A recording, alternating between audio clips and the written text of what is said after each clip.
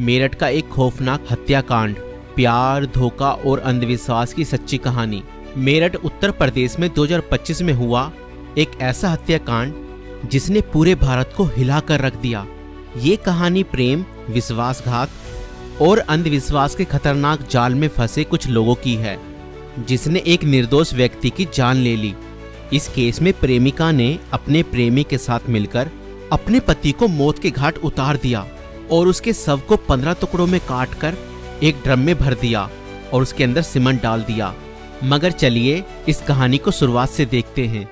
2016 में मेरठ निवासी सौरभ राजपूत की मुलाकात मुस्कान रस्तोगी से हुई। दोनों के बीच प्रेम हुआ और कुछ सालों बाद उन्होंने शादी कर ली। लेकिन यह शादी सौरभ के परिवार को पसंद नहीं आई, क्योंकि मुस्कान एक अलग जाति से थी।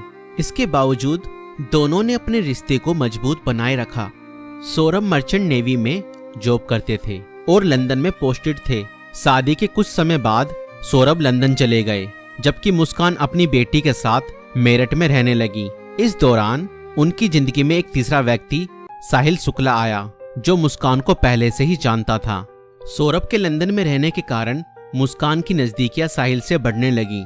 साहिल, जो पहले से ही मुस्कान को पसंद करता था, अब खुलकर उसके साथ वक्त बिताने लगा। मुस्कान ने उसे यह यकीन दिला दिया कि वह अपने पति के साथ खुश नहीं है और वह साहिल से सच्चा प्यार करती है। साहिल शुक्ला अंधविश्वासी प्रवृत्ति का था और आत्माओं, तंत्र मंत्र जैसी चीजों में विश्वास करता था। मुस्कान ने इस बात का फायदा उठाते हुए उसके लिए स्नैपचैट पर एक फर्जी अकाउंट बनाया, जिससे वह साहिल शुक्ला की मरी हुई मां के नाम से चैट करती थी। इस फर्जी अकाउंट से वह साहिल को यकीन दिलाने लगी कि उसकी मां की आत्मा मुस्कान को पसंद करती है और चाहती है कि वे दोनों साथ रहें। धीरे धीरे साहिल पूरी तरह से मुस्कान की बातों में फंस गया। मुस्कान ने उसे यह विश्वास दिलाया कि अगर वह उसके पति सौरभ को रास्ते से हटा दे तो वो दोनों एक साथ रह सकते हैं। साहिल अब पूरी तरह से मुस्कान के इशारों पर नाचने लगा था। मुस्कान और साहिल ने मिलकर सौरभ को मारने की साजिश रची। 4 मार्च 2025 को जब सौरभ लंदन से मेरठ अपनी पत्नी और बेटी से मिलने आया, तब मुस्कान ने सौरभ की फेवरेट सब्जी कोफ्तों में बेहोशी की दवाई मिलाकर खिला दी।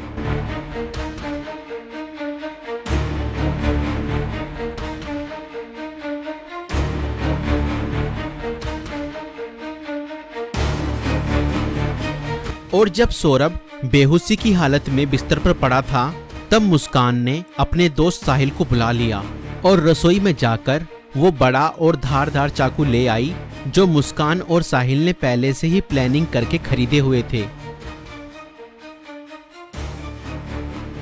और करीब 20 मिनट तक साहिल ने मुस्कान को बताया कि कैसे उसे अपने पति का वध करना है।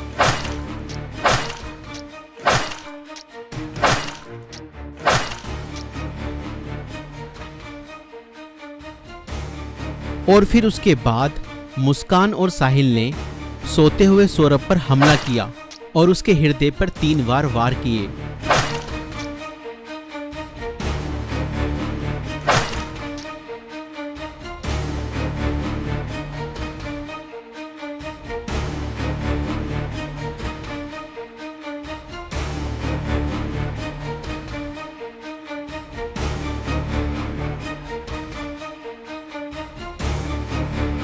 और घर में पड़े कूलर को भी ऑन कर दिया ताकि उसकी आवाज किसी को भी ना सुनाई दे। जब उन्होंने सौरभ को खत्म कर दिया, उसके बाद वह उसकी बॉडी को बाथरूम में ले गए।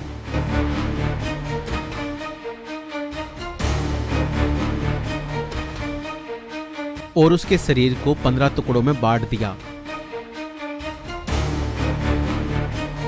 सौरभ को खत्म करने के बाद उन्हें इस बात की चिंता हुई कि अगर सब बरामद हो गया तो पुलिस उन तक जरूर पहुंच जाएगी। इसलिए उन्होंने सबको ठिकाने लगाने की योजना बनाई और मुस्कान बाजार जाकर एक प्लास्टिक का ड्रम खरीद लाई। और मुस्कान और साहिल ने सौरभ के शव के टुकड़ों को उस प्लास्टिक ड्रम में डाल दिया और ऊपर से सीमेंट भी डाल दिया ताकि उसकी बॉडी की स्मेल बाहर ना जाए। और उसके बाद उन्होंने उस ड्रम को घर के एक कोने में रख दिया। इसके बाद मुस्कान और साहिल ने सौरभ के मोबाइल फोन से उसके सोशल मीडिया अकाउंट को एक्टिव रखा। उन्होंने सौरभ के अकाउंट से हिमाचल प्रदेश की शिमला की तस्वीरें और स्टोरीज पोस्ट की ताकि लोगों को लगे कि वह घूमने गया है। उन्होंने उसकी फैमिली और दोस्तों को यह यकीन दिलाने की कोशिश की कि सौरभ जिंदा है और बाहर यात्रा कर रहा है। इस दौरान मुस्कान और साहिल खुद भी शिमला घूमने चले गए ताकि अगर कोई लोकेशन ट्रैक करे तो किसी को शक ना हो, लेकिन किसी भी अपराधी की तरह वह भी ज्यादा समय तक बच नहीं पाए। सौरभ के परिवार ने जब उससे संपर्क करने की कोशिश की और कोई जवाब नहीं मिला तो उन्हें शक हुआ। परिवार ने मेरठ पुलिस में गुमशुदा की रिपोर्ट दर्ज कराई।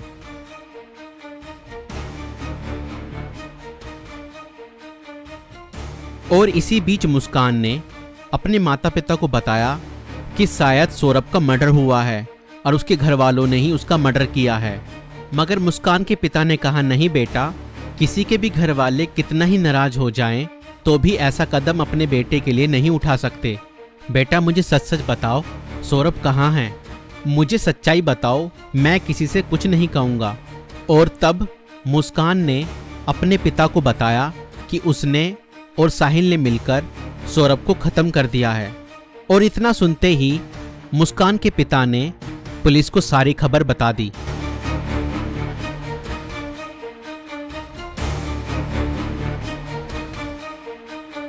और पुलिस ने तुरंत मुस्कान और साहिल को गिरफ्तार किया और उस प्लास्टिक ड्रम को भी बरामद किया जिसमें सौरभ के शव के टुकड़े थे।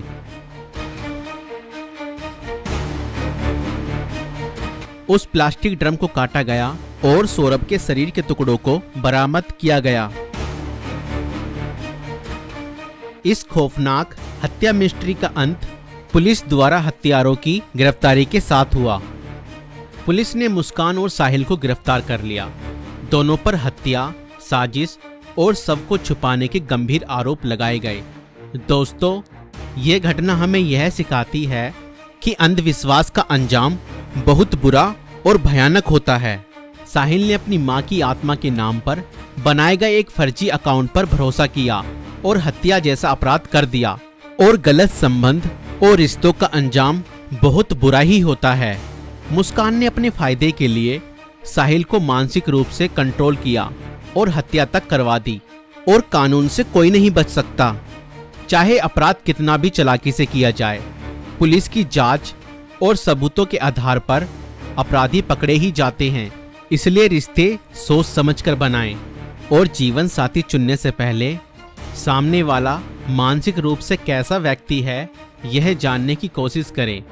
साथी चुनते समय सूरत पर नहीं, सीरत पर ध्यान दें। इस वीडियो को बनाने का उद्देश्य संसार में बढ़ रही बुराइयों से अवगत कराना है। दोस्तों, आपकी इस वीडियो को लेकर क्या राय है हमें कमेंट्स में जरूर बताएं। और ऐसी और वीडियो देखने के लिए हमारे YouTube चैनल को सब्सक्राइब जरूर करें।